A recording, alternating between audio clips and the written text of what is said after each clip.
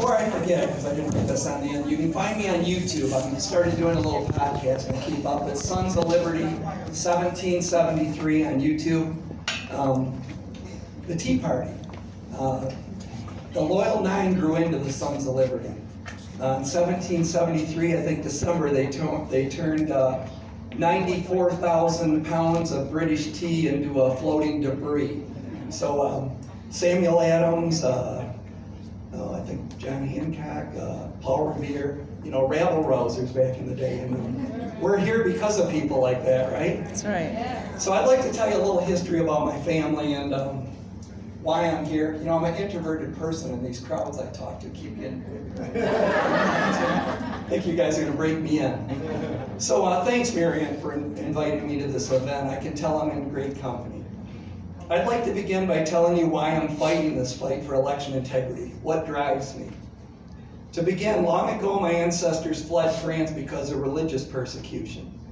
I may have to hold my glasses up, I'm slipping off. They were French Huguenots that risked everything to cross the ocean prior to reaching North America and settling in New Rochelle, New York in 1686. On November 29, 1953, a long-distance relative, John Bailey, was born in Winchester County, New York. At a young age, John would become a ship carpenter.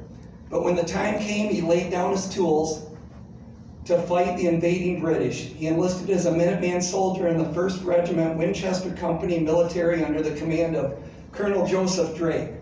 John also served under Colonel Josiah Smith, placing the Great Chain across the Hudson River at West Point. There's still links of that chain still there, to stop the British man-o-wars from threatening the fort. Of note, Benedict Arnold, when he tried to help the British capture West Point, took one of those links of chain out, and I always think of my great relative and Benedict Arnold handled the same chain.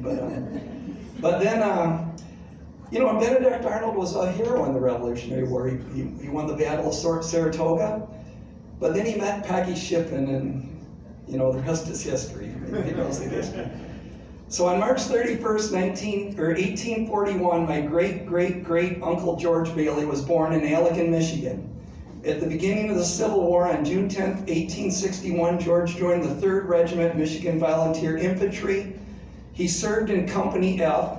The 3rd Michigan Infantry was engaged in nearly 50 battles during the Civil War. Just to name a few, including the ones my great Uncle George fought in, was the battles of Bull Run, Fair Oaks, Marvin Hill, Fredericksburg, and Gettysburg. On May 6, 1864, during the Battle of Wilderness, George was captured by the Confederates and taken as a prisoner of war.